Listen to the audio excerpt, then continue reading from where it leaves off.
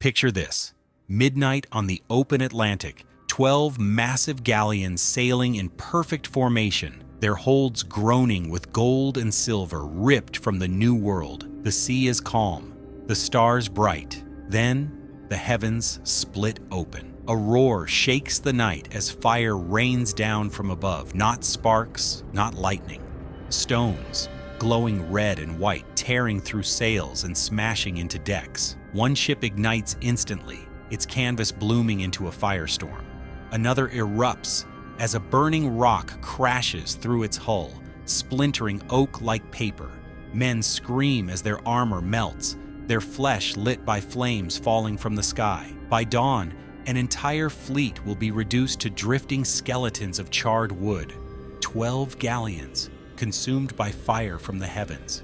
Before we unravel this forgotten disaster, if you enjoy uncovering the darkest corners of history, where the line between divine punishment and natural fury blurs, make sure to like this video and subscribe for more stories that bring the past to life. And drop a comment below letting me know where you're watching from. It's incredible to think that centuries later, we're piecing together these lost events across oceans and continents, connected by the same awe and fear the survivors once felt. To understand the weight of this tragedy, we need to step back to the end of the 16th century, when Spain stood as the greatest maritime empire in the world. Its galleons were more than ships. They were symbols of power, wealth, and destiny. Towering over the waves with high decks and bristling cannons, these vessels carried not only the riches of the Americas, but also the pride of a kingdom that ruled half the globe.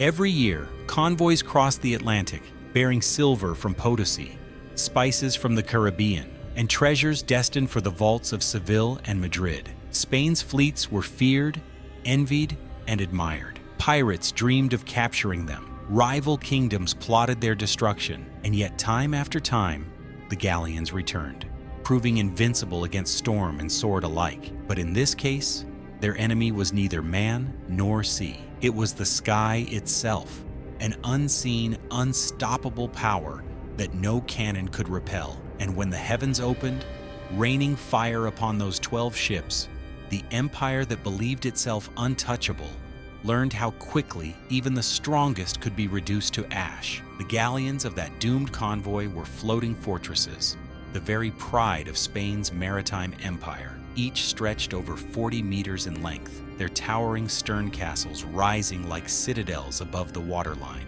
Thick oak hulls, built to endure cannon fire and storms alike, made them some of the sturdiest vessels of their age. Rows of iron cannons lined their decks, ready to answer pirates or foreign navies with thunder and flame. High masts bore layers of sails that could harness the faintest winds of the Atlantic, driving these behemoths across oceans with surprising speed for their size. But their true value lay not in their cannons or timbers, but in what they carried. Below decks, in the dim, airless holds, the riches of the New World were packed tight. Chests of silver bars from the mines of Potosi, gleaming in candlelight. Gold coins struck in Mexico City, stamped with the mark of empire. Bundles of cacao and tobacco, still fragrant with the soil of the Americas. Sacks of sugar, cloves, and cinnamon, luxuries that would fetch fortunes in the markets of Europe. These ships were more than vessels of trade. They were veins through which the empire's lifeblood flowed. 12 ships in total made up the fleet, their cargo so immense that entire provinces in Spain awaited their return to keep their economies afloat. Their crews numbered in the hundreds, from hardened sailors and gunners to priests, merchants, and even noble passengers eager to cross back to Europe. To the men who boarded them in Havana, it was a voyage of routine. Dangerous, yes, but familiar. Hundreds of such crossings had been made, each one feeding the insatiable hunger of Seville's treasuries. Their route was well established. From the harbors of the Caribbean, they would sail northeast across the open Atlantic, following winds that had carried fleets for generations. Once they cleared the Azores, they would turn east, destined for the Guadalquivir River, where Seville's towers would greet them with bells and banners. Each ship's captain knew the dangers of storms, corsairs, and disease, but none had ever feared the sky itself. On that voyage, however, the heavens had marked them. 12 mighty galleons, laden with enough treasure to enrich a kingdom, sailed unsuspecting toward their fate, and somewhere above, hidden in the dark of night, the fire that would erase them was already gathering. Life aboard the convoy of 12 galleons was a mixture of hardship and splendor, discipline and indulgence. On the lower decks, sailors sweated in the stifling dark, sleeping in hammocks strung above barrels of treasure. Their meals were little more than salted meat, hardtack, and sour wine, and their days filled with endless labor, scrubbing decks, repairing sails, manning rigging, and keeping the cannons primed for threats that never seemed far away. The air stank of pitch, sweat, and smoke from the galley fires, yet discipline kept the chaos of so many men in check. Whips and prayers both were used to ensure order at sea, but above, on the officers' decks, life carried a different tone. Captains dined on finer provisions, imported cheeses, fresh fruits saved for the elite, and wine sealed in dark glass. Noble passengers strolled the quarterdecks, gazing out over the endless blue with parasols and silken cloaks, their presence a reminder of the empire's reach. Priests led daily prayers, their voices rising in solemn hymns that echoed against the canvas sails. Wealth radiated not only from the treasures below, but from the confidence of men who believed themselves under the special protection of both king and god. Yet even in this disciplined world, unease began to creep. It started with the sea itself. For days, it lay eerily calm, too calm. The great Atlantic swells flattened into a surface smooth as glass, the ships drifting forward as if across a mirror. The sailors whispered that such silence was an omen, that the sea was holding its breath for something yet to come. At night, their mutters turned into prayers, rosaries clutched tighter, as sleep refused to come easily. Then came the sky. Clouds formed where no wind stirred, heavy banks of black that loomed without movement. At dusk, strange lights flickered within them, brief sparks of crimson and violet, like the heavens themselves were smoldering from within. Men pointed nervously, some swearing it was nothing but lightning too far to hear. Others whispered darker tales, that the devil had kindled his forge above, that fire waited to be loosed upon the righteous and the wicked alike. By the third night, even the officers grew uneasy. Stars, once so constant for navigation, were veiled behind a shifting haze. The air carried a metallic tang, sharp in the nose and bitter on the tongue. Torches burned with a sputtering glow, their flames bent by a wind no one could feel. Something was wrong. The heavens, usually a comfort to sailors guiding their way home, had turned strange and watchful, as though they were no longer merely sky, but a ceiling ready to collapse. And when the first flash ripped through the clouds, brighter than any torch or lantern, the men on all 12 galleons realized the omens had not been empty. The sky was not waiting, it was preparing. It happened without warning. In the dead of night, as the fleet drifted beneath the smothering clouds, the heavens tore open. A blinding flash split the sky, so violent it seared the eyes of men on deck and cast shadows sharper than daylight. For an instant, the sea itself glowed, every wave edged in white fire, as though the ocean had become molten glass. Then came the sound, a thunderous crack, not like lightning, but like the bursting of the world, a roar so deep it rattled the timbers and shook teeth in their jaws. The crews erupted into chaos. Sailors clutched the rails, stumbling as if the sea itself had been struck. Some fell to their knees, crossing themselves frantically, their voices breaking as they cried out to saints and to Christ for mercy. Others screamed that it was the end of days, the trumpets of revelation sounding across the Atlantic. Panic rippled through the decks, men abandoning their posts, officers shouting themselves hoarse, no one able to hear over the deafening echoes rolling back from the heavens. One young priest raised his hands to the sky, his voice carrying above the din. God has judged us. This is the fire of Sodom, the punishment for greed. His words sent others into frenzy, men casting coins and trinkets overboard as offerings, desperate to appease whatever power had unleashed this storm of light. Yet just as many resisted his cries, shouting that it was witchcraft, the devil's fire conjured by unseen enemies.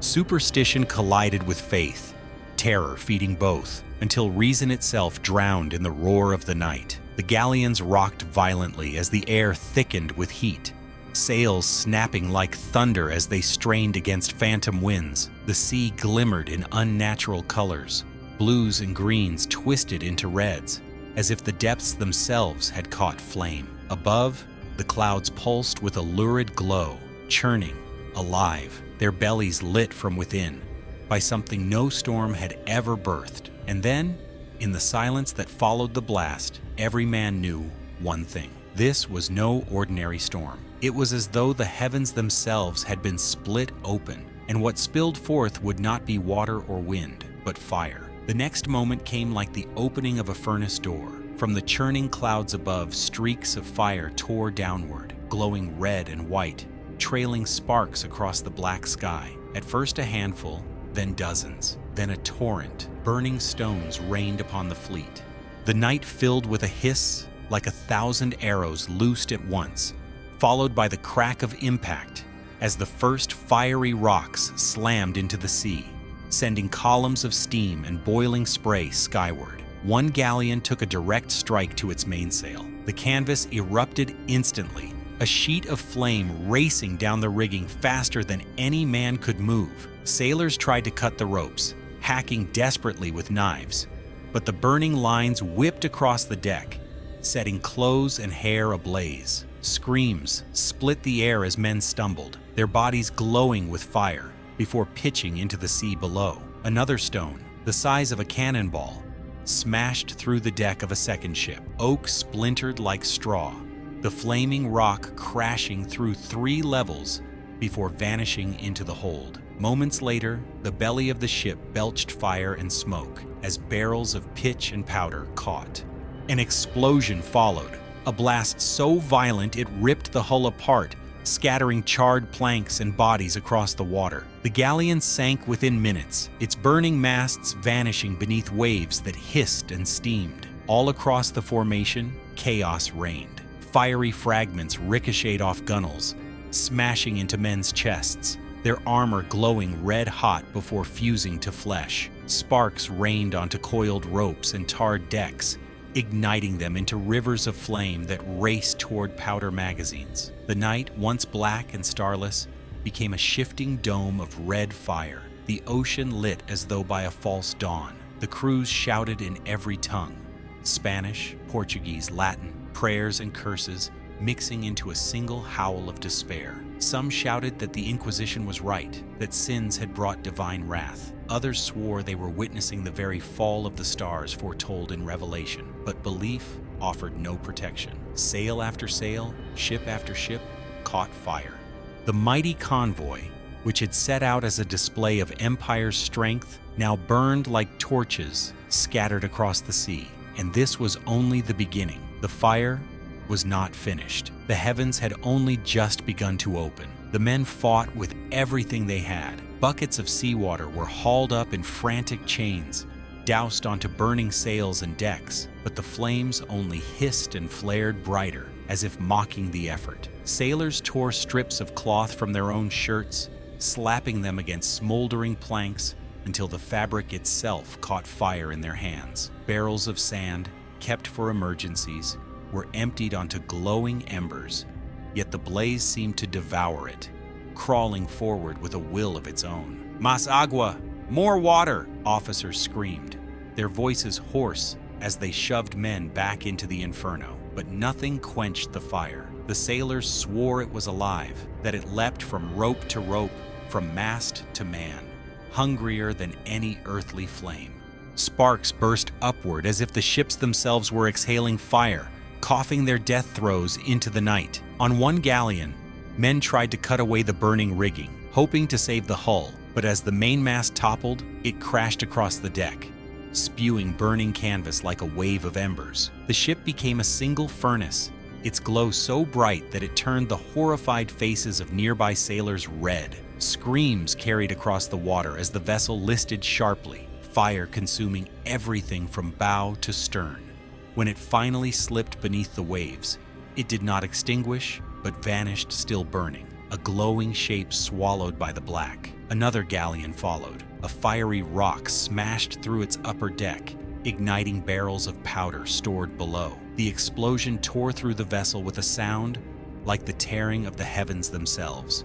Flames raced up the rigging, consuming every rope, every shred of canvas, until the ship was nothing more than a colossal torch adrift on the sea. Men hurled themselves overboard in desperate escape, but the water boiled where flaming debris struck, and their cries ended in steam. Within minutes, the great ship cracked, broke, and disappeared into the Atlantic, leaving only charred wreckage bobbing in its wake. The sight drove the surviving crews into terror. The fleet that had once embodied Spain's glory now looked like a floating pyre, a procession of flames across the night, and above them, the sky still glowed, churning with light, promising that the worst was yet to come. Then came the moment no man would ever forget.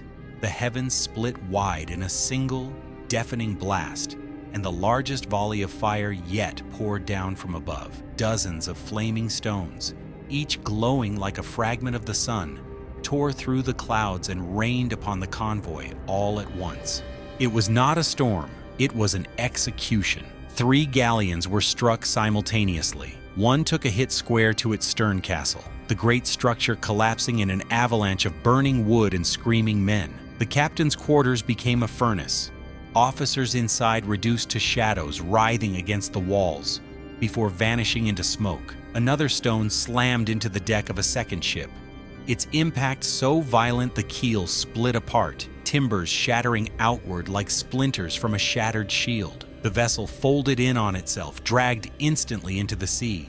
Flames and men alike swallowed whole. The third galleon suffered the most horrific fate. A rain of smaller stones peppered its deck, setting every rope, sail, and crate ablaze at once. The men on board became living torches, their shrieks tearing across the ocean as they stumbled blindly, trying to hurl themselves into the water. Some leapt, only to vanish beneath waves already boiling with fiery debris.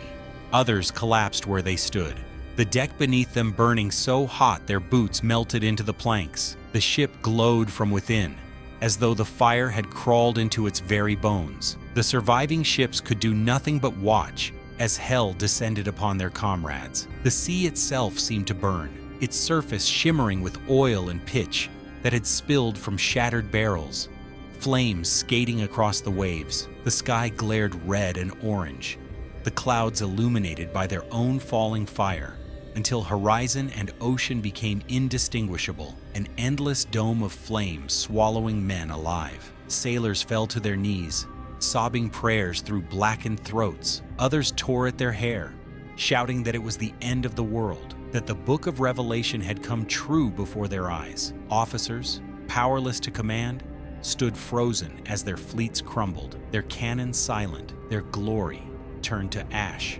In that moment, the Atlantic was no sea at all. It was a vast inferno where heaven and earth had collapsed together, and 12 proud ships of Spain burned like offerings on an altar of fire. The aftermath was a floating graveyard. Where once 12 galleons had sailed in proud formation, the sea was now littered with blazing wreckage, beams charred black, barrels cracked open and burning as they bobbed on the waves. The air was thick with smoke and ash, choking lungs and stinging eyes, turning the night into a suffocating haze. Every swell carried with it the crackle of fire and the muffled cries of men clinging to debris, voices growing weaker until they vanished beneath the dark. From the decks of the survivors, the sight was like staring into another world. The ocean itself seemed aflame, patches of fire dancing across its surface where oil and pitch spread in shimmering slicks. Glowing embers drifted on the breeze, settling on the water like sparks from a forge. To those who lived through it, it was as though the sea and sky had fused into a single furnace, swallowing men, ships, and treasure alike. The water burned as the heavens burned, one later wrote, and we sailed upon fire. Only 2 galleons still floated, and neither resembled the proud vessels that had left Havana. Their masts were shattered, Sails nothing but scorched tatters. Cannon lay useless, their bronze barrels blackened and warped by heat. Decks were pocked with craters where flaming stones had struck, and the stench of burned flesh clung to every plank. Survivors moved like ghosts, their faces blistered, their eyes hollow, stumbling through the wreckage in silence. The rest of the fleet was gone. Some ships had been blown apart in explosions that left nothing but drifting timbers. Others had sunk slowly, their hulls glowing red as they slipped beneath the waves like molten iron cooling in a forge. The treasure, gold, silver, spices, silks, lay buried now in the black depths, unreachable, claimed by the fire and the sea together. The two remaining ships drifted aimlessly, their crews too broken to command them, their compasses blackened, their charts consumed by flame. No wind guided them, only the current carrying them through a sea of floating wreckage and ash. And above, the clouds still glowed faintly as though watching, waiting, reminding every man still alive that they had witnessed not merely disaster, but judgment. Days later, broken and half dead, a handful of men staggered onto the shores of Iberia, sunburned, burned by flame, their clothes in tatters and their eyes hollow.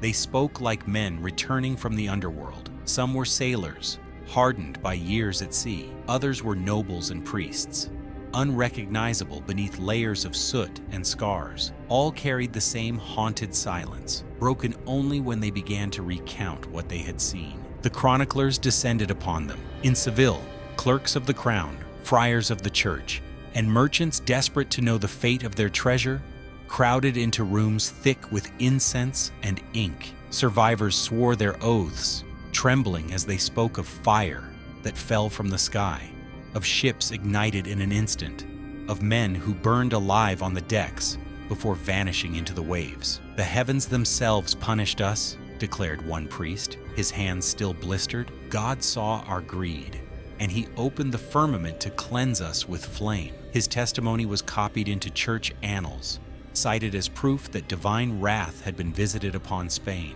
Others insisted it was no miracle, but catastrophe of another kind. "We saw stars fall," said one captain. "Not sparks, not lightning, stones. The heavens spat fire, as if the firmament itself was breaking apart." Scholars of the universities whispered of miasmas, of fiery vapors, of celestial storms never before recorded. A few even dared to call it meteoros, fire from beyond the world, the same that had terrified the ancients, but not all believed it to be nature or God. In the alleys of Lisbon and the courts of Madrid, darker rumors spread. Some said the Moors had unlocked forbidden arts, sending fire from the heavens as vengeance for their lost kingdoms. Others whispered of alchemists in North Africa, wielding powder and flame greater than any cannon, hurling destruction upon Spain's pride. The more the stories spread, the less certain anyone was of the truth. What mattered was not the explanation, but the fear.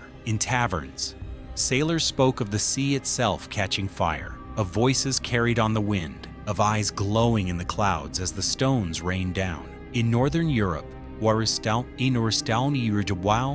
where Spain's enemies eagerly devoured the tale, broadsheets painted the disaster as a sign that the empire's power was cursed, its golden fleets doomed to ash. Within a year, the legend of the fire rain spread from the docks of Seville to the courts of Paris and London, whispered in palaces and fishing huts alike. Some called it God's hand, some the fury of the stars, others a weapon beyond human knowledge. But all agreed on one truth: 12 galleons had sailed, and only fire returned. The loss of the 12 galleons was a wound that cut deep into the heart of Spain. Never before had such a rich convoy vanished so suddenly, not to storm, nor to pirate, nor to enemy cannon, but to fire itself. The treasures of the New World, tons of silver, gold, cacao, spices, silks, were gone, buried beneath the black Atlantic, or reduced to ash upon the waves. For a kingdom that measured its power in fleets,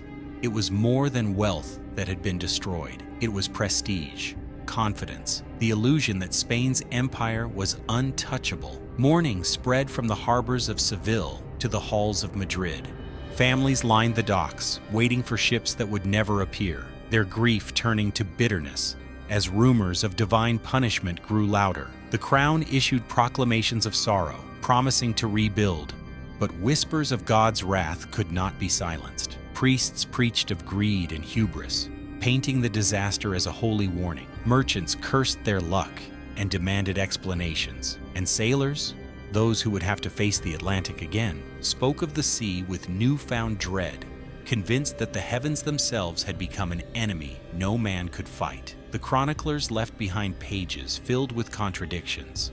Some described a meteor storm, fiery stones tearing through the night. Others framed it as divine retribution, punishment for a kingdom drunk on gold and conquest. Still others hinted at conspiracies, hidden weapons, alchemic experiments, or enemies wielding powers beyond reason. None agreed, but all agreed that the fleet had been erased by fire.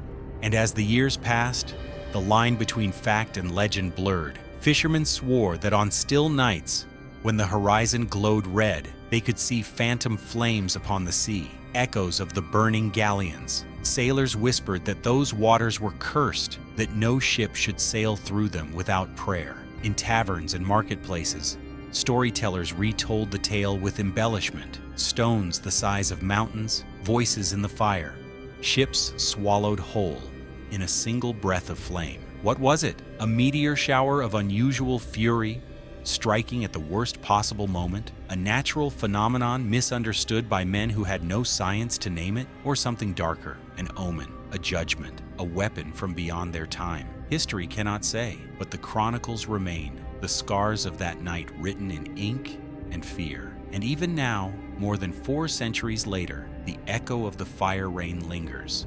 A reminder to every mariner that for all their cannons, their charts, their empires, the sea, the sky, and the unknown still hold power enough to humble even the mightiest fleet, reducing pride and fortune to ash in a single night.